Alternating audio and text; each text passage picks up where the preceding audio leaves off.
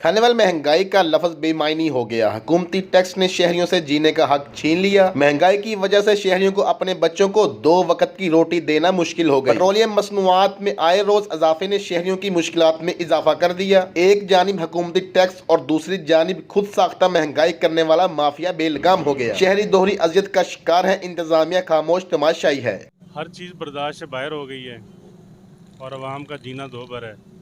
कोई हाल नहीं है जीने का, कोई हर चीज़ पहुंच से दूर है। बहुत मुश्किल हालात हैं। जैसे कि बिजली के मामलात भी, पेट्रोल के मामलात भी और महंगाई के हवाले से भी इस हुकूमत ने बेड़ा गर्क कर दिया मुल्क का भी और आवाम का भी। कुछ घी का रेट कहाँ पहुँच गया है, मजदूर बहुत परेशान है। 600 से 700 रुपये उसकी दिहाड़ी है, जिसमें उसका 2-3 बच्चे भी गुजारा मुश्किल होता है उनका।